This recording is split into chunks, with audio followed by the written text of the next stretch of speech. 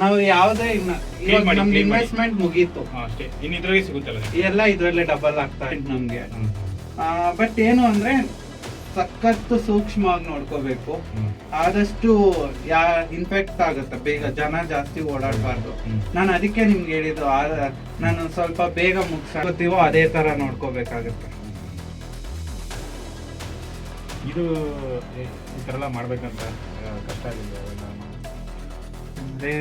ಮಾಡ್ಕೋಬೇಕು, AC 24 hours ಇರಬೇಕು ಅಣ್ಣ. ಇದು ಓಕೆ. ಆಮೇಲೆ ನಮ್ಗೆ ಏನಾಯ್ತು ಅಂದ್ರೆ ನಮಗೂ ಗೊತ್ತಾಗತ್ತೆ ಆ ವೆದರ್ ನಮ್ಗೆ ಮ್ಯಾಚ್ ಆಗ್ತಿಲ್ಲ ಅಂತ. AC ನಾರ್ಮಲ್ AC ಇಡ್ಸೋಣ ಅದ್ರ ಮೇಲೆ ನೀವು ಮಾಡಿದ್ರೆ ಒಳ್ಳೇದಾಗತ್ತೆ ಅಂತ ಅಂದ್ರು. ಅವರೇ ನನ್ಗೆ ಫುಲ್ ಸಜೆಷನ್ ಕೊಟ್ಟಿದ್ದಾಗಿರ್ಬೋದು, ಹೆಂಗ್ ಮಾಡ್ಬೇಕು ಅನ್ನೋದಾಗಿರ್ಬೋದು. ಅದರಿಂದ ನಾನು ಅದು 5 ಡಿಗ್ರಿ 4 ಡಿಗ್ರಿಗೆ ಹೋಗುತ್ತೆ. ಅವಾಗ ನಮ್ಗೆ ಇಲ್ಲಿನೇನೆ ಸೆಟ್ ಮಾಡ್ತಿದೀನಿ, ಸೆಟಪ್ ಮಾಡ್ಬೇಕು.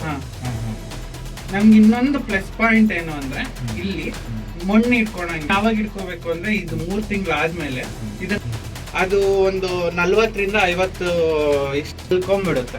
ತಿರ್ಗಾ 3 ತಿಂಗಳು ಆದ್ಮೇಲೆ ಅದೇ ಚಿಗುರುತ್ತೆ. ಈ ತರ ಚಿಗುರ್ದಾಗ ನಾವು ಆಚೆಗೆ ತೆಗೆದು ಹಿಂಗೆ ಔಟ್ ಸೈಡ್ ಇಟ್ಟಿದ್ದೀವಿ ಅಷ್ಟೇ. ಅಂದ್ರೆ ಈಗ ಕಾಶ್ಮೀರದಲ್ಲಿ ಹೆಂಗ್ ನ್ಯಾಚುರಲ್ ಬೆಳೀತಾರೆ? ಕಾಶ್ಮೀರದಲ್ಲಿ ನಾವು ತೆಗಿಯಕ್ಕೆ ಹೋಗಲ್ಲ ಇದನ್ನ. ಅಂದ್ರೆ ಓಪನ್ ಫೀಲ್ಡ್ ಅಲ್ಲಿ ಬೆಳೆಯೋದು. ಓಪನ್ ಫೀಲ್ಡ್ ಅದೇ ಬೆಟ್ಟ ಗುಡ್ಡ. ಅದೇ ಬೆಟ್ಟ ಗುಡ್ಡದಲ್ಲಿ ಅಷ್ಟೇ.